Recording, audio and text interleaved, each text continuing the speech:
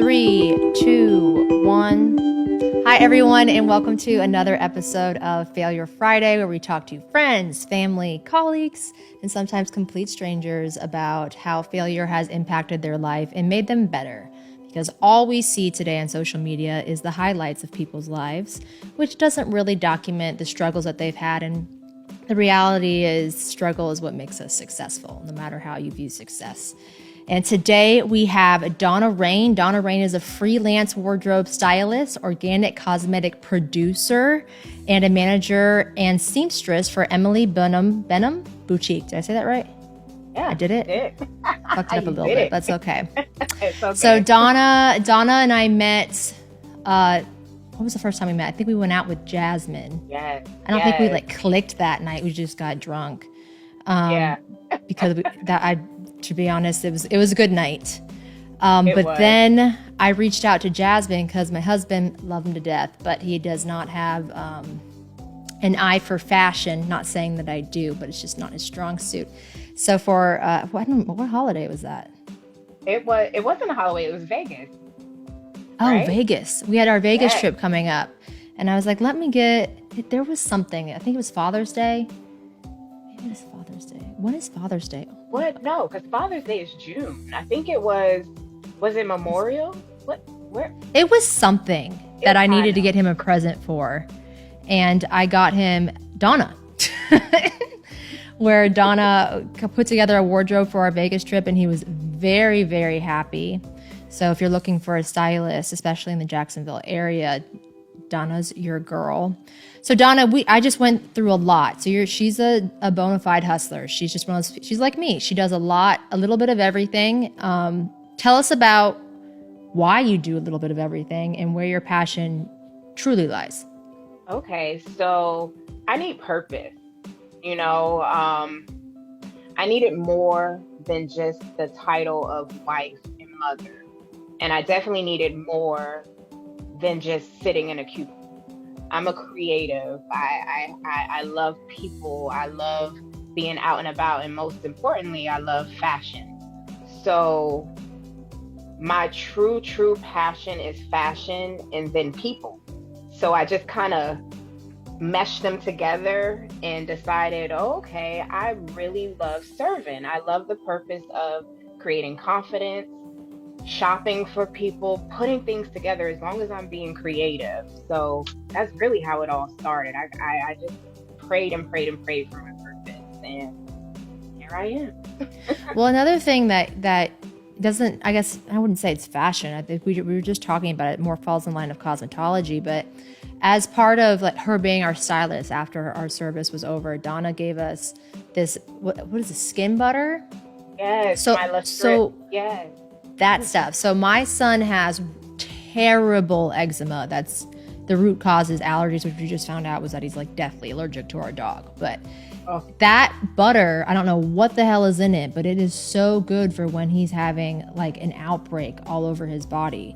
I don't know. Yes. How did you learn to do that? Okay, so I've been wearing natural creams up until I can remember. So my mother is also a naturalist. So I remember all through elementary school, middle school, high school, even college, I always had a tub of shea butter. I always had cocoa butter. My mother would literally slather cocoa butter over my face before I went to school. At that time, I would hate it because I would be shiny. And I just was like, oh, I smelled, I just didn't appreciate it. So actually, when I went to college, I decided, let me mix these two together. And since college, I've mastered it. I've researched certain oils such as hemp oil, olive oil, just natural oils that are just divine for the skin. And then I actually started researching history and how Cleopatra would use, African shea butter for her moisturizer. And then even just Africans in general, and not just saying Africans, but just the natural essence of things and how it's so much better for your skin. And so I kind of just was like, all right, let me just start mixing things. Let me see how this works. And then blending essential oils and coming up with the perfect fragrance and a perfect formula for the skin. So it's crazy you said that.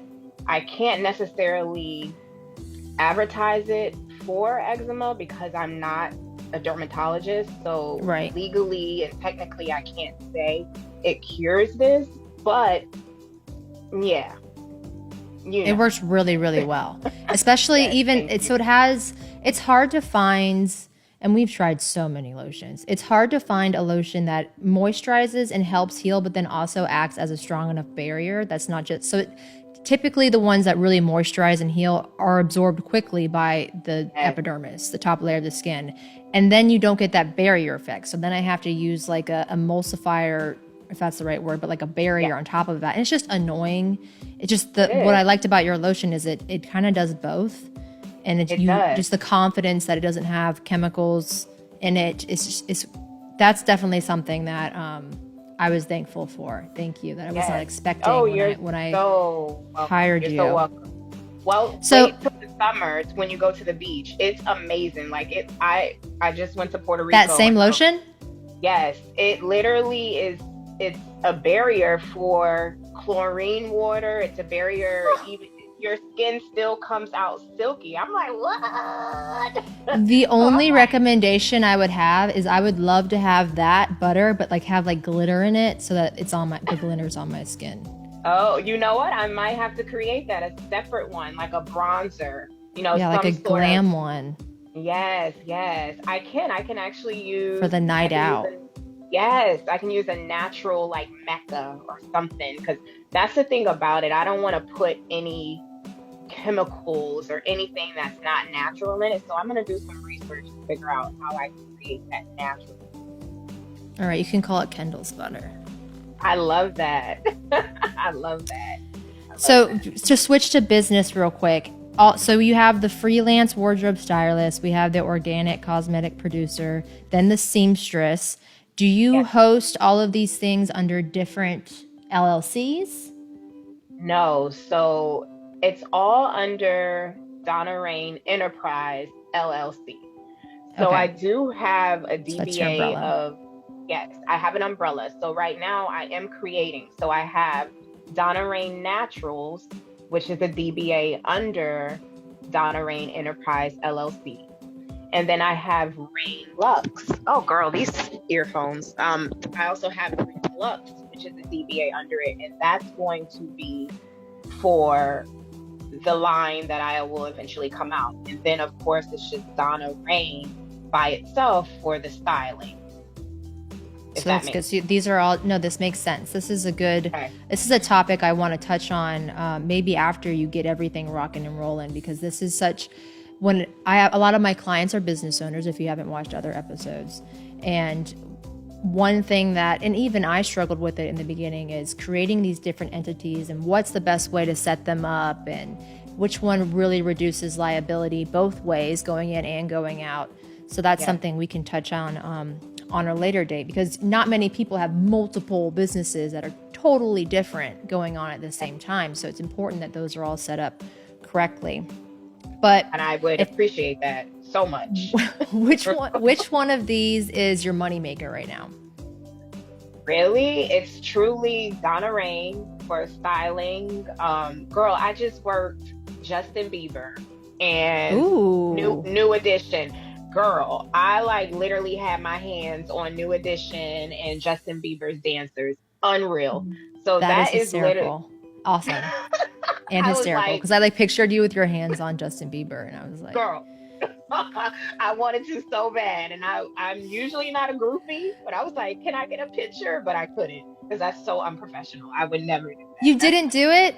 I wouldn't have been able to do it. I wouldn't have been able to do it either. I couldn't. It just, because this is my business, and I want to be respected in that manner. So but the main money makers is Donna Reine 100%, and then secondly is Donna Reine Naturals. And I think with Donna Reine Naturals, I don't think I push it enough. If I pushed it as much as I push the styling, I think that would just take off. I've healed so many people with their skin, healed so many people with their confidence. It's just me. So my main focus, because it is the main money maker, is Donna Reine. So then I would say So you don't want to push something just because you know you can make more money at it if it's not your top. Because remember, you only have so much water, so you got to Yes. pick the plant that you're most passionate about, and that is gonna grow the fastest. Like maximize those two variables. I would say Yes. if you're passionate about the naturals, I mean, which could you do both realistically? Or is this one of I those things where could. you got to push one? You could. No, Okay. I could. I definitely could. Because I make everything small batch. So literally on Sundays, like this Sunday, I have my lye sitting here waiting to make another batch and round of soaps. So it's like literally I can do both.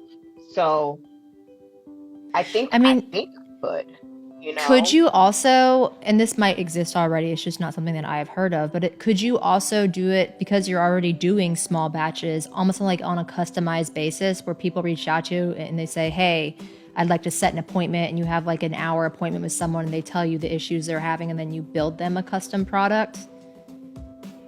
That I haven't thought about it. That's actually a really good idea, but my only thing You're with welcome. that is thank you. Because that's I something just that's don't. one, it's flattering. It gives people a sense of exclusivity, which people love. And I mean, it just feels customized. People love It does. customized. Like I They would love, do. like just for the night out, I'd love to be like, come to you and be like, hey, I have rosacea. I have the chicken skin where I have red dots on my arm. And then like I'm pale as shit and I want a little glitter. A little glitter and a little Can you tint make in me, and then you have different there, sizes, you sizes know, and scents. Yeah, because I'm just I saying. kept it very basic. Not basic, but I kept it just very simple because nature isn't simple, but the simplicity of nature is. Like you have those The basic components products. of it are Yes, simple. the components are simple. So absolutely I could, but I would have to do a lot of more research into that. A lot more research. Because I don't want to put something out there that I can't handle, you Yeah, know? and but then like after a while, you'll already have those kind of preset makeups, right? Like you'll have all right, I know that this works really well for eczema, and if they want a tint, I just need to match their tint, you know? And then I mean, Yeah, the spread's a lot wider, right? Because it's customized now. The cost it takes to make it is the same, but now because it's customized, you add a premium. I I mean, I'm like just that. saying, as an Girl, option. listen, we might have to talk about a partnership or, let's figure I this know, out. I'm pretty resourceful. But okay, I'm sorry to bring us off topic. No, What no. is a failure you would like to discuss on this show that has impacted your life? At first, it seemed like shattering, in a life altering, negative way that has now Oh yeah. projected you to where you are. It was truly financially. Um, I'm a Virgo, so I'm very like everything has to kind of line up. I have to have a plan. I have to understand where everything's coming from. So when I took the final leap of faith, I just kind of jumped and I didn't think about who I was affecting, such as my husband and my children. So I literally left a corporate job, a 9 to 5, making decent money with benefits, and went from making a paycheck every week to absolutely nothing and building off of nothing to where I had to not eat for like there was times for a month straight I would only eat once a day because I didn't have the funds to get a certain amount of groceries. I wanted to make sure my kids ate versus I ate. Like, okay, I don't need to eat as long as they eat. I had to turn in my car. I had to do a voluntary Wow. repossession. Yes. The arguments with the husband because, you know, it's not that he didn't believe in me, but it was just a lot of pressure financially on the family. So I truly felt like I failed as a human being. I failed as a wife. I failed as a mother because I had these dreams. And then I would always beat myself up about, okay, I prayed for this. So if I prayed for all of this, why am I suffering? Like what is really happening? So it took a lot of mental strength. There was suicidal thoughts. It was like, okay, it would just be much easier if I just left this earth because it's just getting just too out of control as far as financially. being a burden on the people I love, even my friends, calling them to help me out with a little bit of money for the week. It was really, really humbling. And it also showed me who truly was my tribe. And like, I'm getting I bet. goosebumps right now. Yeah, it was very, very, very, very hard. Like, it still gets hard, but it's not as hard as it was then. But I was just like, I can't believe I did this, you know. But then I was so deep into it, and I believed it so much in my heart that I was like, I can't, you know. My husband's like, get a job. You can go back to work, and I'm like, I can't.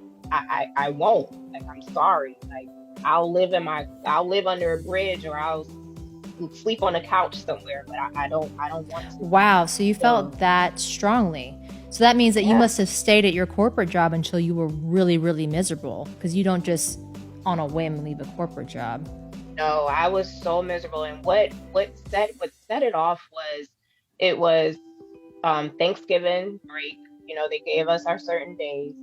I returned to work, and we got a mass email that the mail courier, he worked there 20 years. He had a heart attack. And all they did was send an email out. And I was like, that it's for me, I get the smallest triggers. Like, and I was like, I cannot sit here with this passion I have so strong in my heart and die in this cubicle because I didn't try. You know, was it a big company, a small company? Yeah, it was Florida Blue. Oh, wow. Yeah, it's a really big company. So it was that mass email saying, our condolences to his family, and he will be missed. And I'm just like, no, I can't.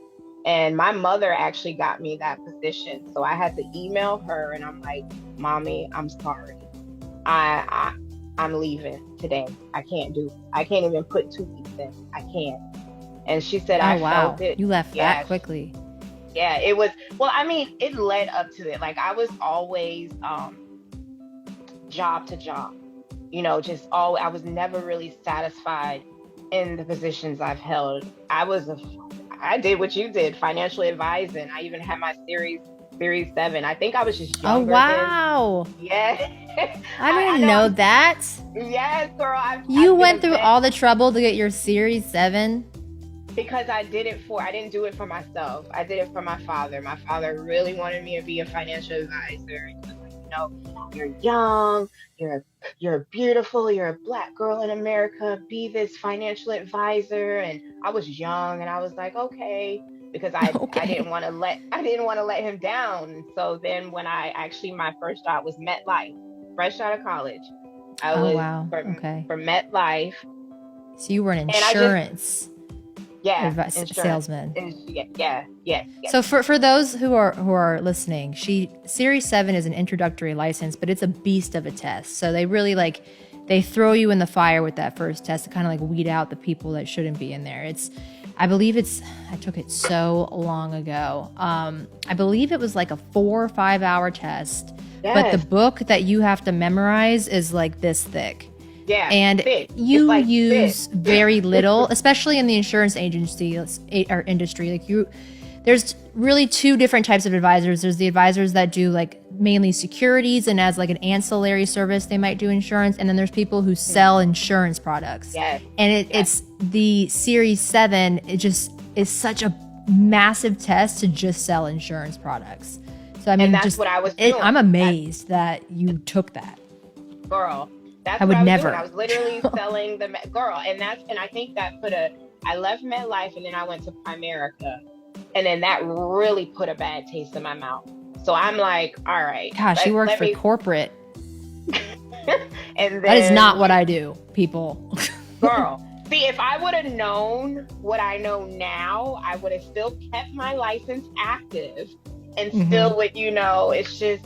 But that's what life's about. It's the journey. It's about learning, because every failure that I've had is literally a lesson. So I've learned, like, I actually have a friend now who is about to quit her corporate job. She works for JEA. She's been there for a very, very long time. I told her, I'm like, don't be like me. Make sure you have something saved Make sure you have a cushion. Even get a part-time job to fuel your business.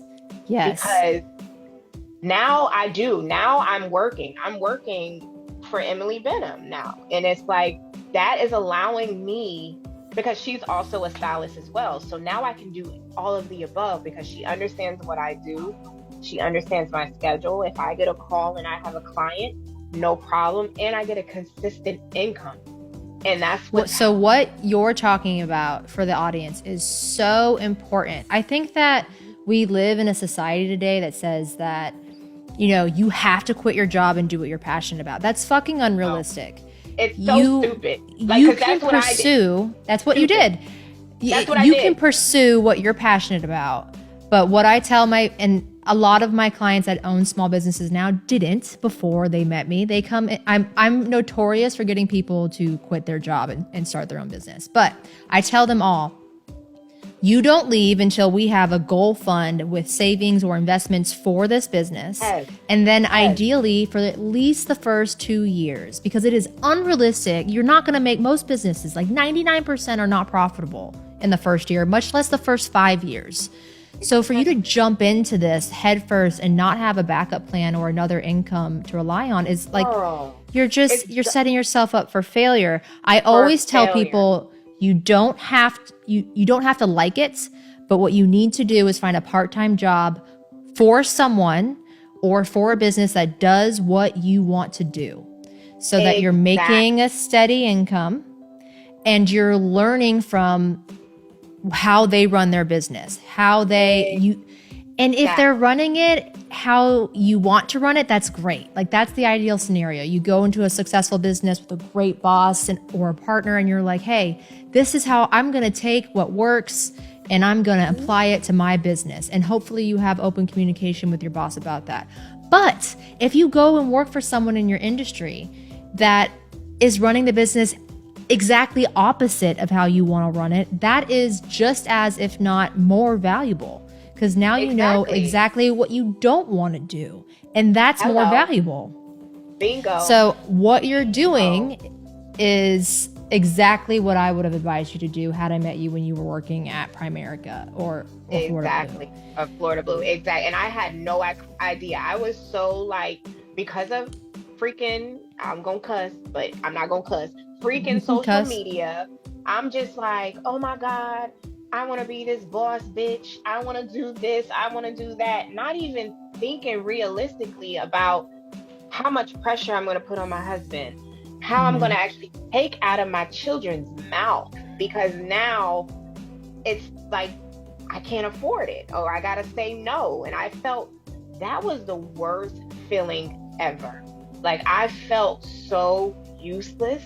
Like, I felt it was disgusting. Like, it really, really was. So I had to really change. I had to put my pride and ego aside.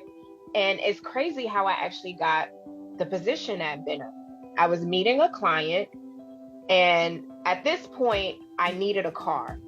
I didn't know how I was going to pay for it, but I prayed every day. I fasted. You know, I was just like, okay, something's got to give. So I got my car because I had to meet a client, because I was getting rental car. Girl, I was dishing out $600 a week on rentals because why didn't you just Uber?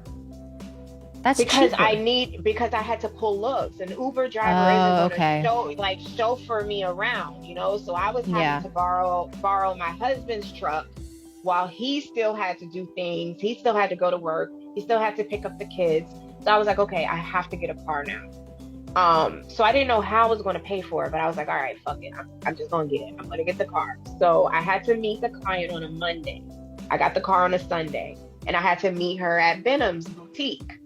When I went in Benham's boutique, she says, oh my gosh, Donna, do you know any models or anything who wants a part-time job? I said, are you serious? I said, I need a part-time job. And it was magical how it happened. Absolutely magical. And that's how it happened. So now we're talking about a partnership, because again, that's awesome. Yes, I've gotten a promotion already. She's still allowing me to be gone 2 weeks at a time if I'm working a show for the theater, or if I get a random call, just like last week for Justin Bieber and New Edition. It's just amazing, but it sucks that it took so long to get to this place, because I've had this business now for 6, 7 years, and I'm finally where I can rely solely on my business and have been on part-time. So That's awesome. Yes, thank you. You're, but it's just you're in a really great situation right now. And now it took a long time, but I think that we have to be realistic with ourselves and say that how much of that time were you actively trying to, instead of being upset with where you are, were you trying to actively find the solution to your problem? Because I mean, I'm in the same boat. I get stuck in just rivets, and I'm just like, woe is me. But it's not until I like stop bitching and I sit down, and I'm not trying to gaslight your situation, but I had to get better. No, but that leads me into what I was saying. I had to shift my mindset. So I'm all about, yes, I'm a creative, but I'm not to toot my own horn, I'm also very intelligent. So I know there's always a solution. So I made sure I read books as far as how to mentally change, because I knew my mentality had to shift for me to open up, just for me to recognize certain things, recognize certain opportunities, recognize when something's not good for me, because I had to, again, let go of that ego.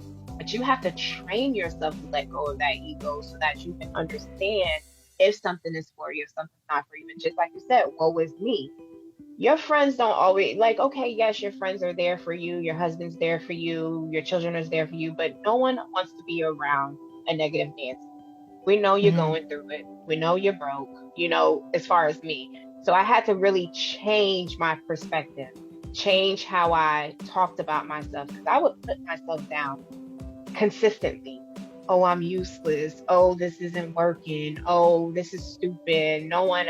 And then when I got hired, I would even walk in like, oh my God, why did they hire me? I don't know what I'm like. They don't even know that I don't even have $1 in my name. How are they going to holler? Like, how are they going to hire me? So I really had to shift my mindset and just realize that this is clearly my purpose, or else I wouldn't be passionate about it. So guess what? Put on your big girl panties, get a fucking job, part-time, and do what you gotta do to make it work. So, have you always been like that though? Like self-doubt, self-sabotage?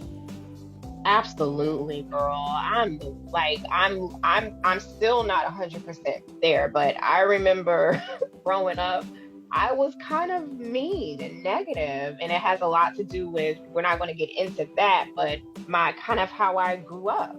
It was a lot of criticism. It was a lot of, I feel that doubt, a lot of that. So it's like, I always had to have validation from other people and not really. Oh my God, preach. Girl, I really truly had to. Girl, there are times where I sat in the mirror and just looked at myself, just dead in my eyes, and just tears rolling out, because I would not even look at myself in the mirror because I didn't like that person that I saw. Oof, so I had to, girl, I don't want to start crying, but I'm like starting to tear up, because that's how I was after my pregnancy. Yes. I could not look.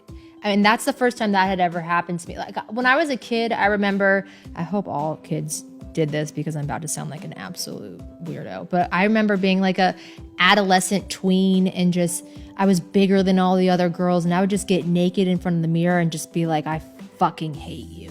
But that didn't happen. Too. Oh, that's great. We're bonded by girl. I used to punch my stomach. Like, oh my God, yes. I mean, it makes me sick looking back, which is why I was terrified to have a daughter.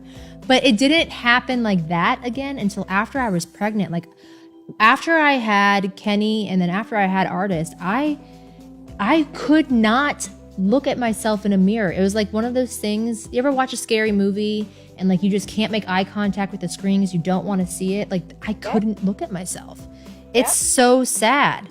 So I guess that's what you're saying, is that's where you were at this point after you left your job. Did you not feel some kind of happiness when you first left your job, or was it just immediate despair? It was immediately when I walked out, because it's a very high rise. I come downstairs, I get in my car, and I'm sobbing, boo-hoo crying.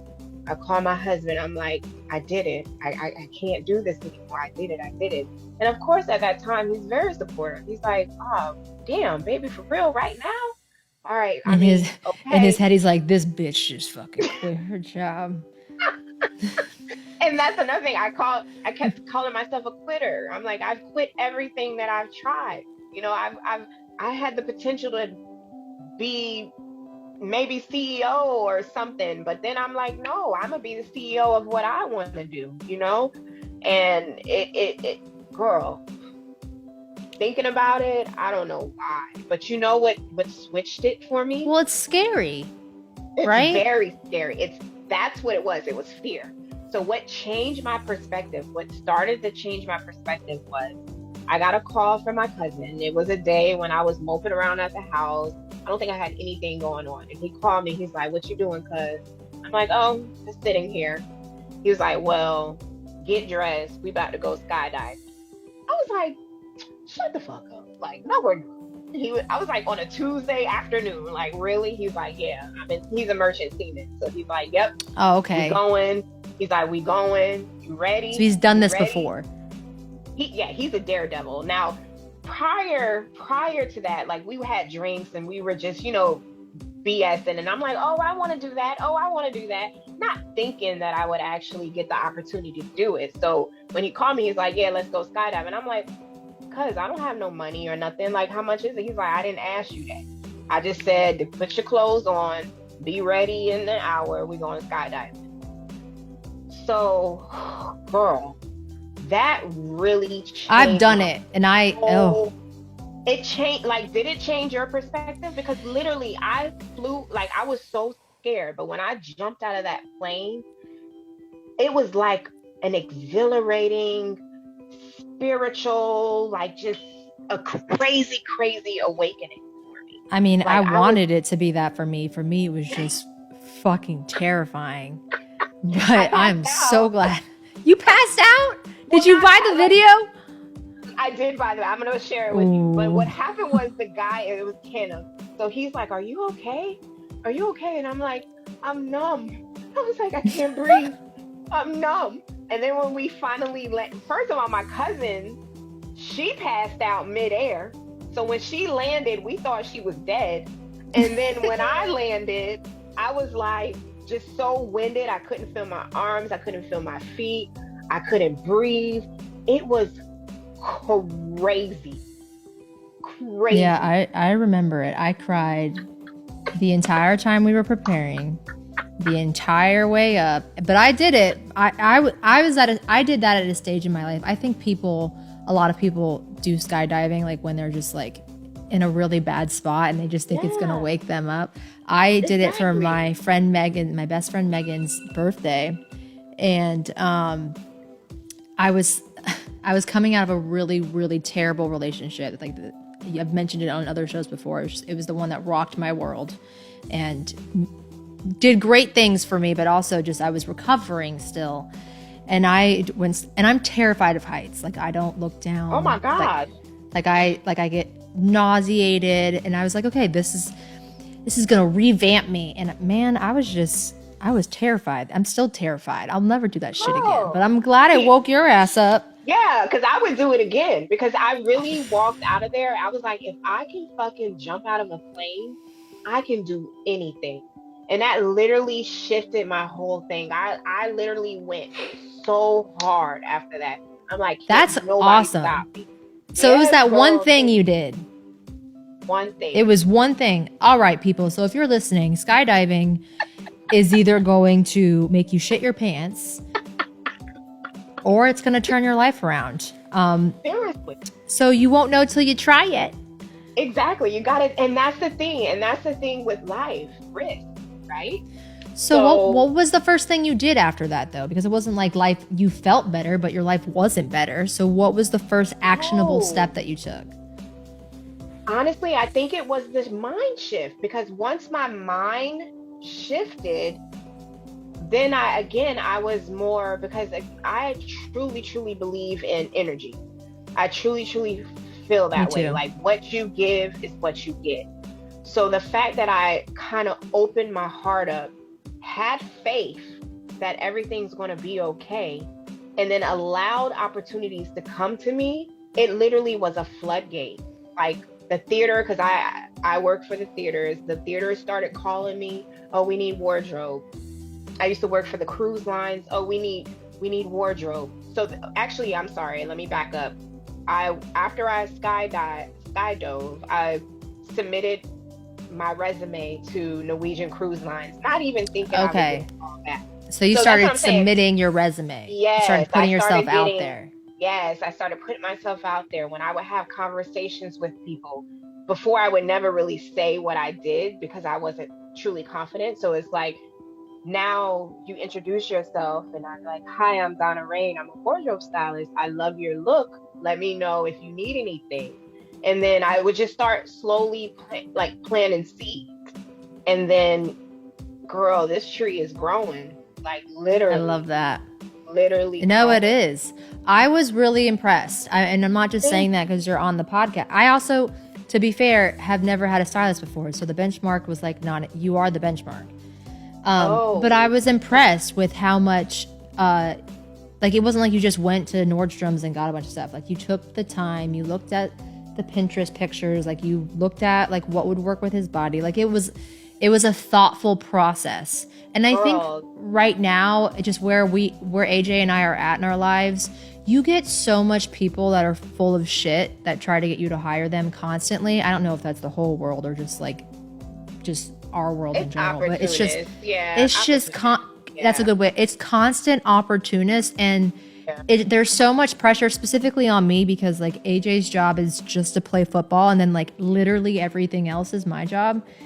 And it's just so much weight to have to sort through all those opportunities because we still need help. Like I need a mechanic, a reliable mechanic. We needed a reliable nanny. We needed a stylist. We needed a handyman. We needed a housekeeper. We needed a lawn. But you're constantly like just sifting through people that are full of shit. Exactly. So it was refreshing. And now I get anxiety every time we need something done, like a bathroom remodel, and I got to go find and hire someone.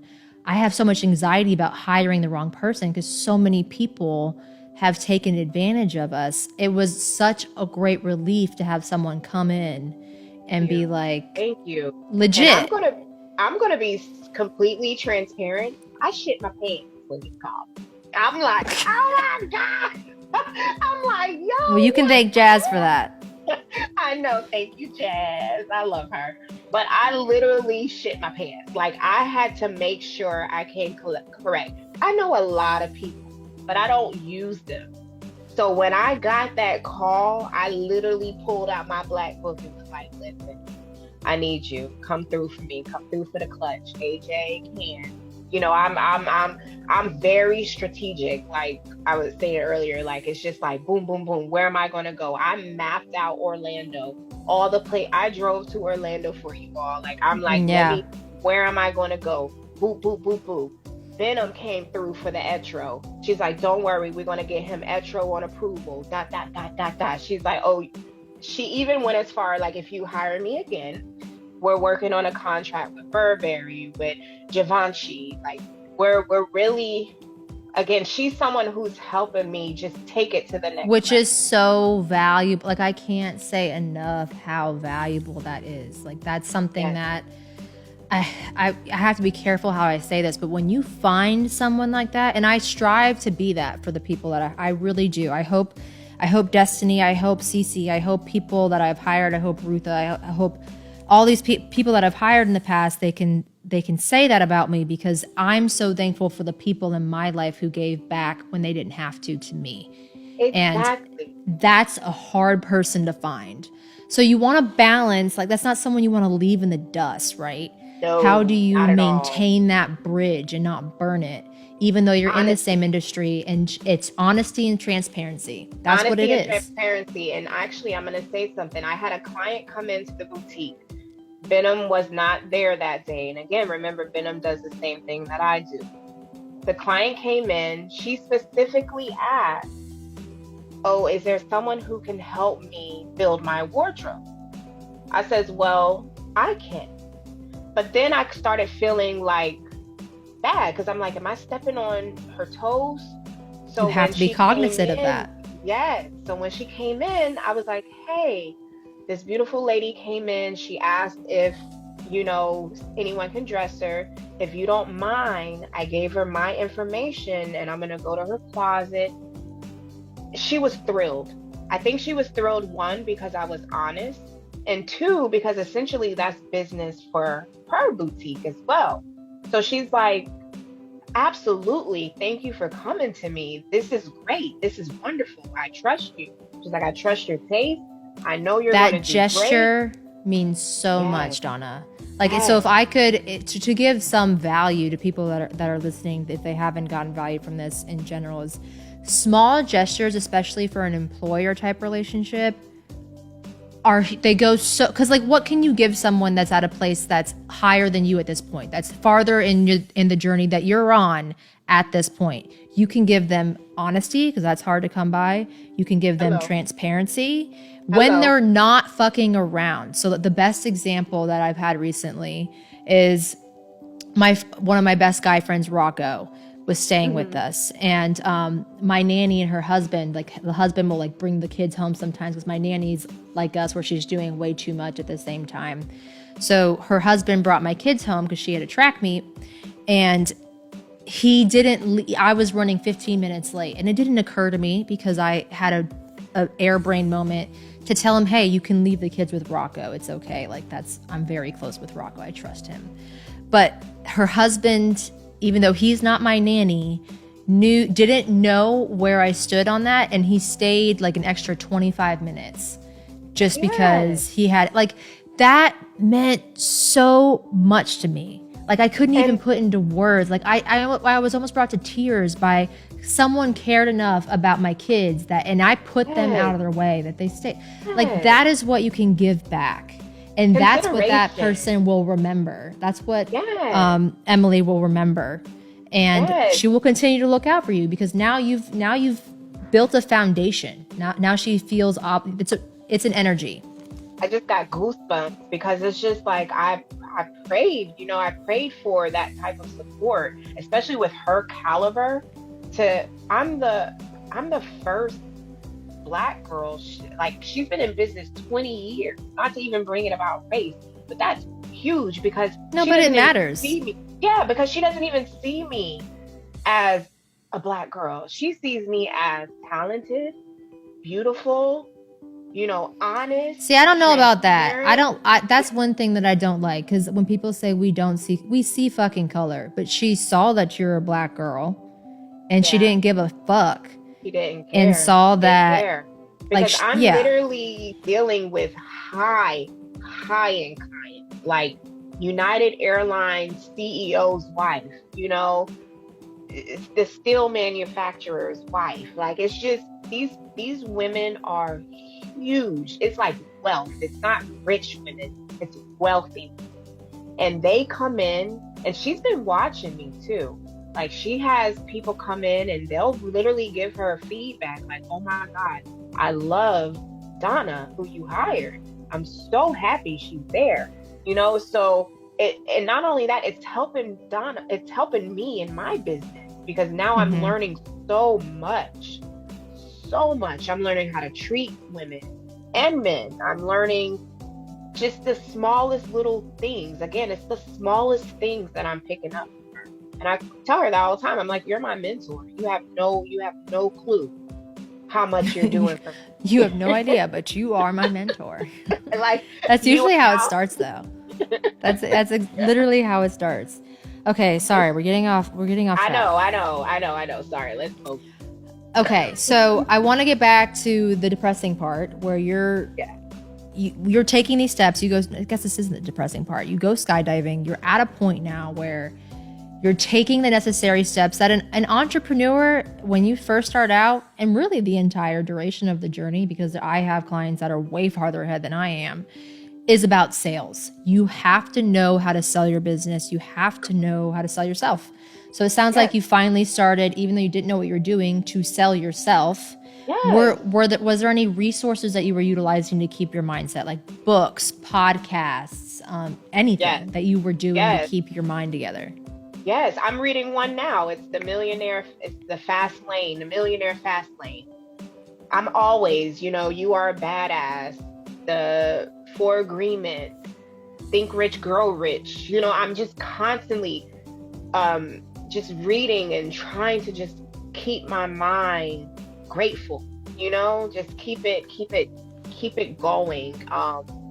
So I think, like what you were saying about sales, I learned essentially people don't want my products, they want me. They're hiring me because of me, not because of what I have, because you can look down a bread aisle, it's so many of me, there's so many yous. It's not as far as like you, but what you do. No, yeah. So you gotta really, it's true. Like, so you gotta really figure out what it is and what makes you different. And I think with me, I think it's my true, genuine passion, and I'm transparent and I'm honest. And I may be a little ghetto sometimes, but that's who I am. And people freaking love it. It's just like, I can't be someone but me. And I think that's what's really, really, truly helping. It's given me this sense of confidence, because again, I didn't like who I was. I questioned who I was. I was always like, well, why can't I be like that person or this person? And I was just like, you know what? It's exhausting. I'm exhausted. It's exhausting. It is very exhausting. It is so exhausting. You know what? If that person don't like me, oh well.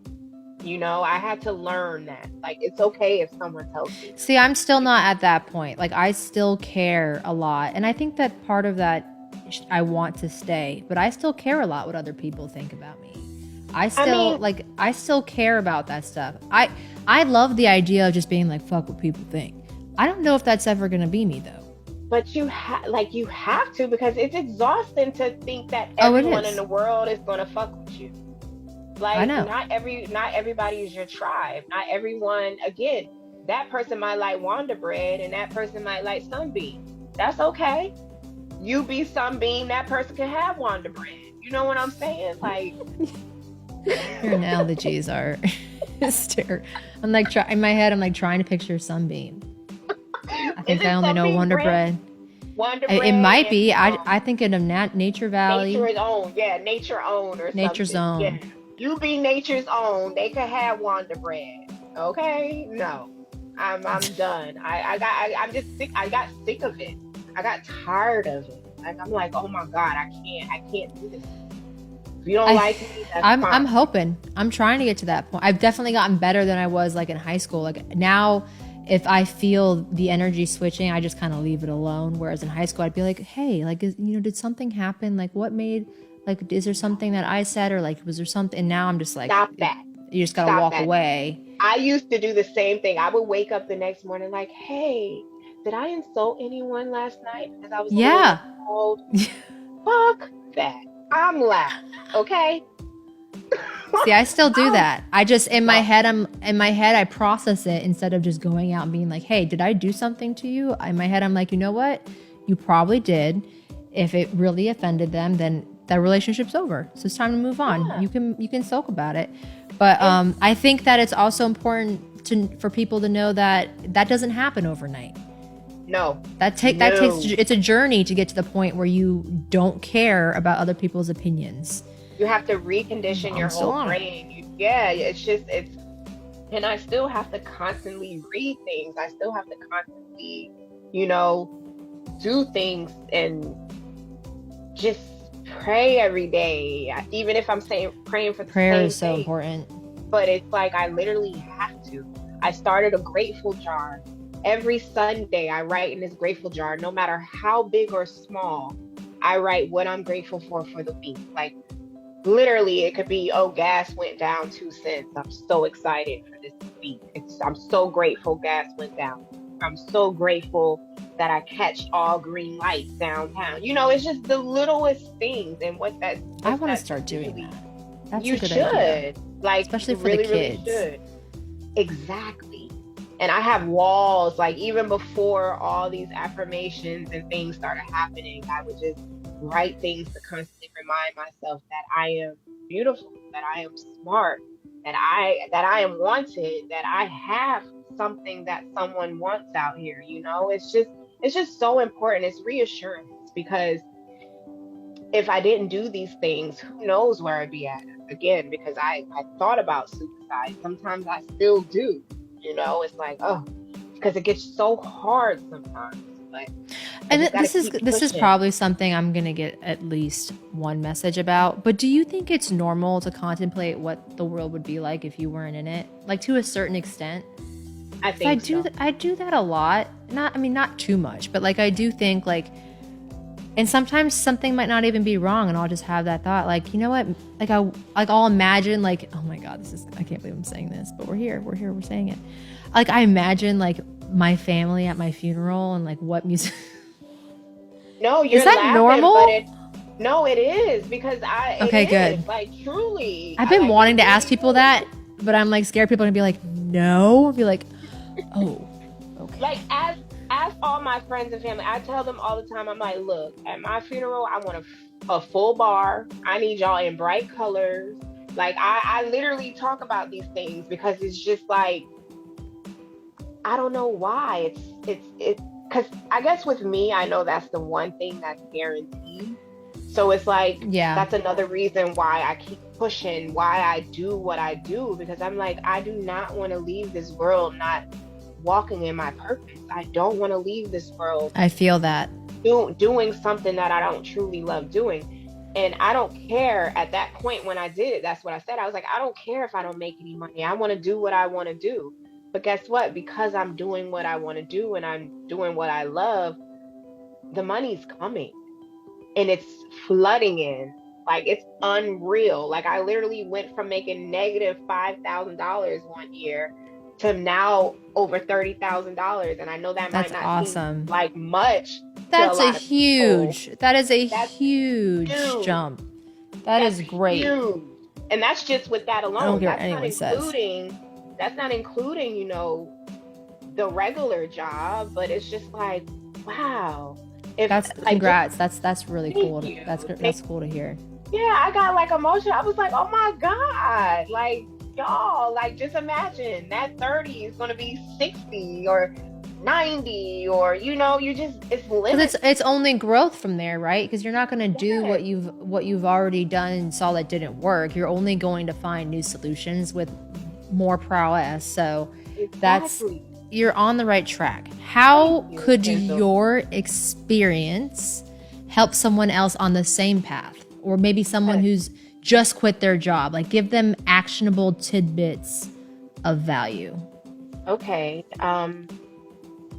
Feed your brain, like, feed your soul food, literally. Like, look in the mirror, tell yourself your purpose, your reason, and don't give up. Truly, truly, truly, don't give up. And have that part-time job, even if it's washing dishes in the middle of the night at a restaurant. Let the pride go, let the ego go. Who cares what someone else thinks? You know your purpose, you know where you're supposed to be. So just keep going. Don't let no one say, oh, he's a busboy, or she's over there doing this, doing that. Okay, I am, because I have a goal. So just do what you gotta do. Period. Pride and Period. ego is a big one. Yes, F them. F them It's all. pride and ego is also to come from the other direction of what you just said. I think a lot of people also quit their corporate job because of pride and ego when they shouldn't. Yeah. For the same reason, they quit their corporate job too fast because they just can't stand working for someone else. Well, And that was someone me. else is going to pay Yeah. for what you want to do. So Exactly. That was me. And I had to lose damn near everything. Like, literally. Like, I say it all the time. If I didn't have my husband, I wouldn't have had nothing. Because shout out to him, though. Seriously. Because that's a lot of pressure. Yeah, it is. Because did you tell him before you quit, or did you just quit? No, girl. Like I You told him kind of after. like no. Well, I kind of like was talking about it or whatever, but I didn't. It was no warning. Like that was so selfish, so selfish. Like no warning. Just like, oh yeah, I quit. I'm boohoo crying because I quit. I'm glad that you called it selfish though, because I think that takes a big woman to be able to say that, because that's one thing. I'm really good at self-reflecting after I've already said hurtful or done hurtful things to my husband or people I love. I hope that I can get better at doing that retro or proactively before I do it. But that's a big deal to be able to say that, because if I think most people, if you're not going to give them a nice sorry, people like to know that you understand how you affected them. I'm sure you said that to him. Of course. Like I just said it the other day. I'm like, you don't understand. Like we might not be on the best of terms, other things happening, but regardless of how I feel about you, I appreciate you and I'm grateful because one, you stepped up as a father. You handle shit that I just know I couldn't have handled on my own. So like, I have no problem. Like I've learned to let my ego go. I have no problem with that. Again, I don't even have to like you, but I will say that I'm grateful for you and I appreciate you, like dead ass, because I don't know where I would be. Like it would be so much harder if I didn't have that support. And I kind of feel like maybe I took advantage of that at that time too. I have a husband, so I can do what I want to do. And that's why I say that was selfish. So that put a lot of strain on our foundation that we're still trying to recover. It truly, you really truly see people's true colors. So I don't know if we can make it out of it. Who knows? But I think you can if both parties want to. I genuinely think that any relationship can get over anything if both parties equally want. They both want it just as much to get over it. And you said the key word is okay. Do we want to? So. Mm-hmm. And there's no shame in not if you walking away. Yeah. What I don't like seeing though is people walking away when they both want it just because it's hard. Yeah, no. And I see that a lot today in my office. No. And it's hard. It's hard to watch it because it's like you both still love each other. Like, why are we just, go to counseling, go on a month-long vacation, or just go somewhere and be together. That's true. But it gets deeper than that. For it does. No, I'm not saying in your situation in general, but it's marriage is hard. Oh, it is so hard. I just posted to my story. It says, getting married between the ages of 25 and 30 is like leaving the club early. Like, for real. Like. Oh, my God. Like, girl. Oh, my God. But life is a journey. It truly is.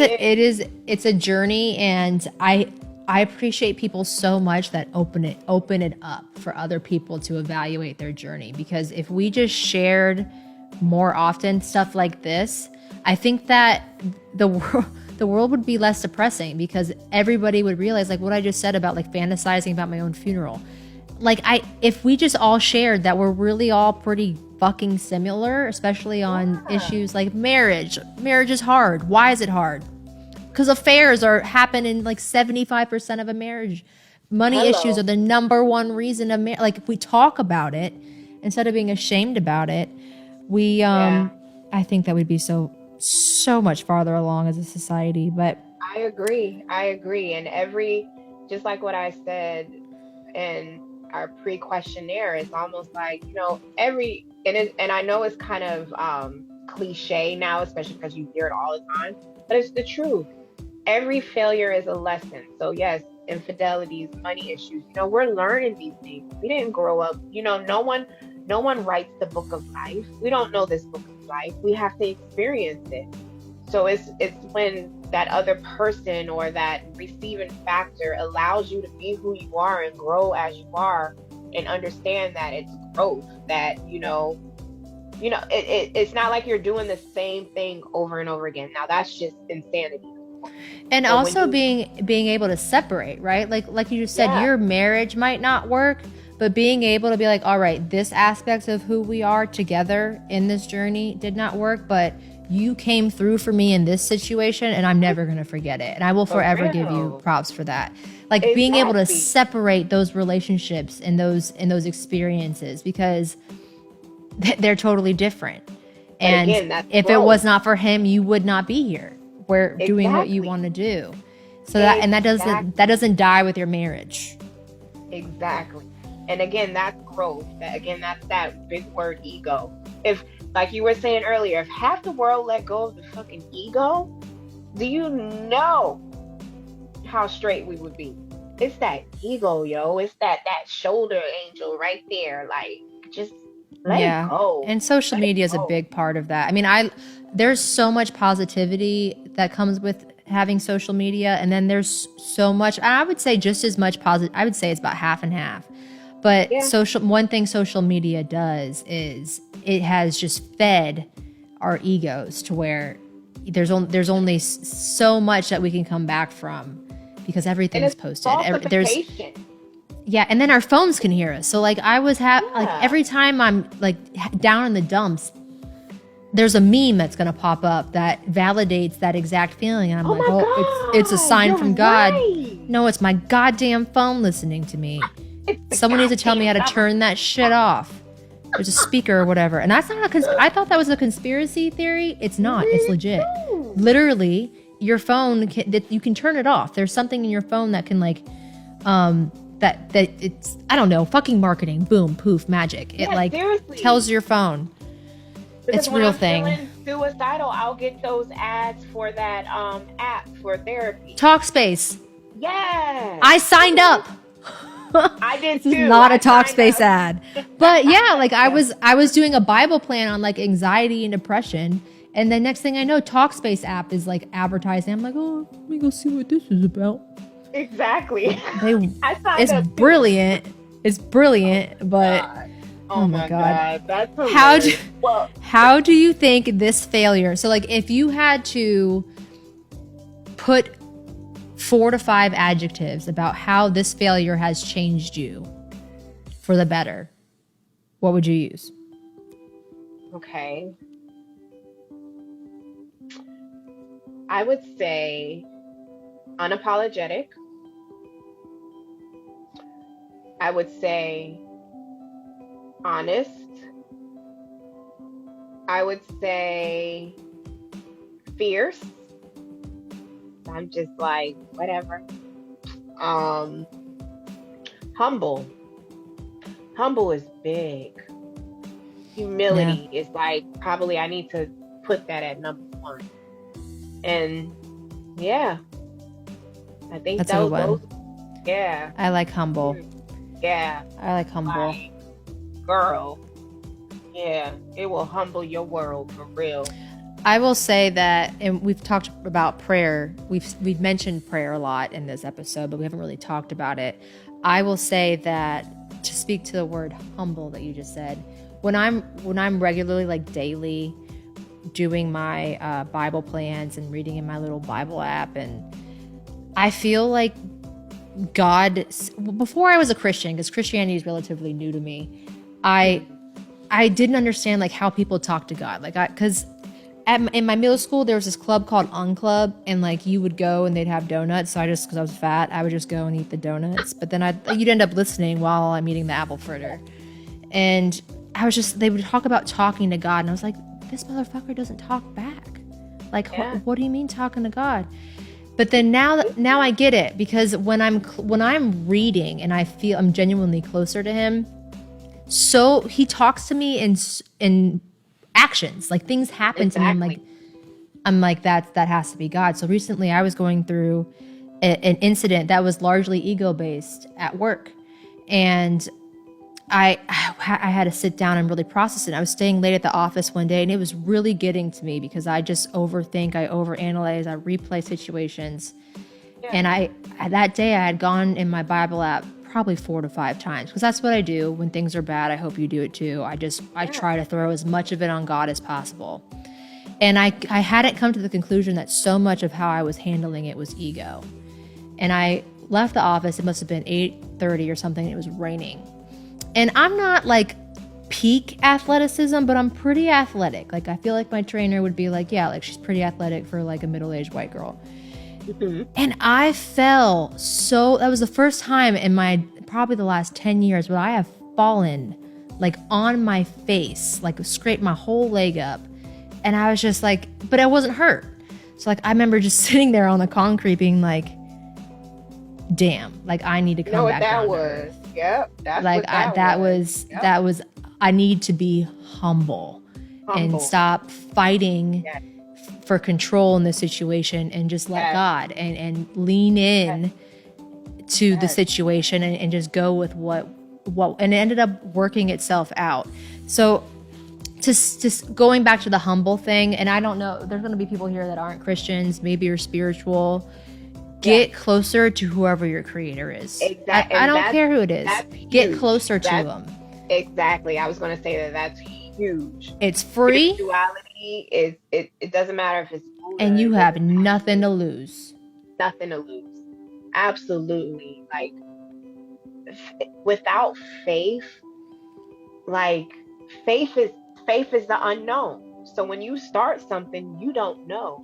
So essentially you do have faith, but you just have to believe. I feel like you need to believe in something. I don't care if it's the leaf on the floor to the left of you. Freaking look at that leaf and you talk to that leaf and you have faith and you believe. You get what I'm saying? Like, it's so important. Like, and I know that's not biblically correct, and I'm sure there's going to be several of my Christian friends being like, you definitely could have worded that better, and I could have.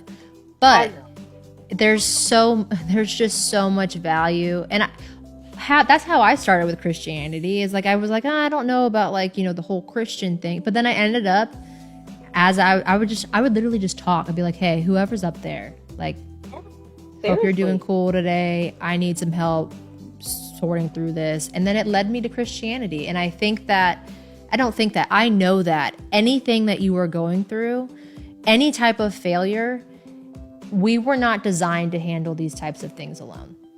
We weren't. Not at all. Whether you believe in God, whether you believe in whatever, you have to know that there is something bigger than you, and that we were not created to handle anything alone. Exactly. So no matter what your failure is, lean into that. And just like we talked about, there's signs, like there's symbolism, there's answers. So I know you said that he doesn't talk back, but whoever you believe in, when you're praying, you will get your answer. You just have to be aware. You have to understand. You have to truly, truly, truly believe. And when you truly believe, it's like, oh, wow. Oh, whoa. Okay. Like, even if it's meditating, like meditating's really helpful too. Even if you're terrible at it, just sitting in a quiet space and closing your eyes, especially when you're going through it. It's just, I mean, we're in such a busy place. Just silencing your surroundings is such. Shut off your phone. We sound stupid, but do it, people. Like, try it. Just try it for 3 days, for like 10 minutes. That and breath work. Oh yes, Jazz is good at that. I want to actually sit with her. I haven't done that with her, but it's just like just taking repetitive deep breaths. I'm not familiar with the science behind it, but that helps me a lot too. It does. I learned that at Tony Robbins. We're a machine. Like, we literally are a walking machine with so many components. And just like you turn off your car to park at the end of the day to rest, the same thing with our bodies. We have to sit still. Like, we're a whole machine. You have to. Like, it's girl, we could talk for hours and hours already. Because it gets deep. Like, signs, symbolisms, just conversations. alters. Yeah, and these are all things and I'm new to too. So it's not like yeah, I'm trying to teach y'all. I'm just letting you know that these things worked for me throughout whatever failure. You and I seem to be very similar in the fact that they work for you. they work for me. And 100%. skydiving, which I don't recommend, she recommends. I recommend Um, it. Donna, where can people find you? You can find me on Instagram at Donna Reine, and then Donna Reine Naturals. It's DonnaReine. And then my website, www.donnareine.com. And then, of course, there's always trusty Google. You can always Google Donna Reine as well. DonnaReine. Awesome. Thank you so much for coming tonight. I appreciate you Kendall. Oh my so gosh, much. This is an amazing platform. I'm so grateful. I'm glad you like it. Thank you. Yes, I gotta come back. I'm so thankful we can for you. finish this. No, we definitely should, especially once we get some of these LLCs, because I do want to do an episode on how these things should be structured. Because I think and I'm not a lawyer. I'm a wealth manager, but I see it so much in my practice, and so many people are doing it wrong. So, and you're a great candidate for that because you have so many. So we'll have to come back and do that. But thank you again, everyone. This has been a great episode. We're going to put all of the links to Donna's platforms and ways you can reach her in the caption. And I have openings coming up in the next 2 months, I believe. So if you are interested and believe you can add value to this platform, please send me a DM and we will inquire back with you if we're interested in having you on. Have a good night. Thank you, Kendall. Good night, everyone. Night.